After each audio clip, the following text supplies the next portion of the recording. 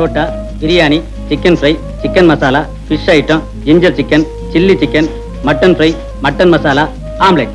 நீ புதுசா? ஆமாங்க. அதான் திணறேன். சரி, நான் சொல்ற மாதிரி செய்யு. 2 புரோட்டா மட்டும் எனக்கு எடுத்துக்கோ. இப்பதான் நான் வீட்டுல சாப்பிட்டு வந்தேன். இவருக்கு சிக்கன் பிரியாணி, மட்டன் மசாலா, அப்புறம் முட்டை புரோட்டா, அப்புறம் மீன், கருவாடு, இன்னும் என்ன இருக்கோ மனம் போல கொண்டு வா.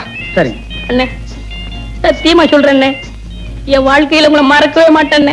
இது சத்தியம்னே. கவலையே படாத, நீ என்ன மறக்கவே முடியாது. ஏன்னா இந்த அளவுக்கு மெட்ராஸ்ல உனக்கு யாரும் செய்யவே முடியாது. அண்ணே, ஊருக்கு போய் பணம் அனுப்புறேன்னே, உங்க அட்ரஸ் கொடுங்கண்ணே. அட்ரஸா? நோ நோ நோ, எனக்கு விளம்பரம் எல்லாம் பிடிக்காது. நான் எப்பவும் பிரதிபலன் எதிர்பார்க்க மாட்டேன். சில நேரங்கள் அதான் தேடி வர்றது உண்டு. இன்னும் நேரம் ஆக ஆக என் பெருந்தன்மையை பத்தி நீ தாராளமா புரிஞ்சுக்குவேன். ம் ம் ம் ம் அப்படி வச்சுக்கோ. வேற கீழே பெட்டி கடைக்கு போய் ஒரு பாக்கெட் ஃபில்டர் வில்ஸும் ஒரு தீப்பெட்டி வாங்கிட்டு வா. காசு சார்? யோ, கல்லால போய் காசு வாங்கிட்டு போய, எல்லாத்துக்கும் சேர்ந்தாப்புல பில் போட்டுக்கலாம். சரி சார்.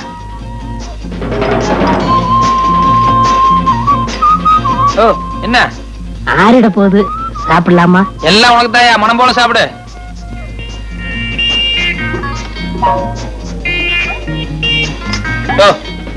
ஒரு கையால சாப்பிடியா? நிறுத்தி நிதானமா சாப்பிடு, ஒன்னும் அவசரமே இல்ல.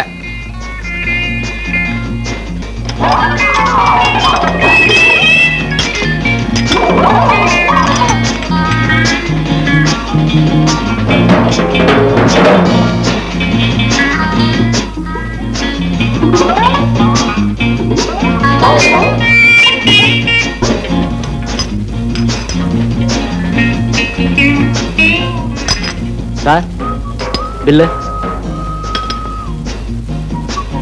ஏயா, கொஞ்சமா மேனேஜ் இருக்கா? ஏசி ரூம்ல உட்கார்ந்து சாப்பிட்டு வரணும்ல.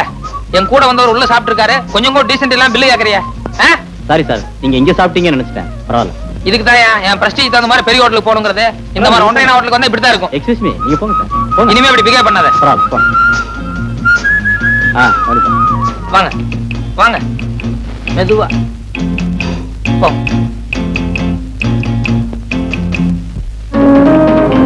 சார், சத்தியமா அந்த ஆளு யாருன்னு தெரியாது சார். என்னை ஏமாத்த இங்க கூட்டிட்டு வந்துட்டான் சார். பொய்யாடா சொல்றேன். 60 ரூபாய் 20 பைசா பில் ஆகுது சார்.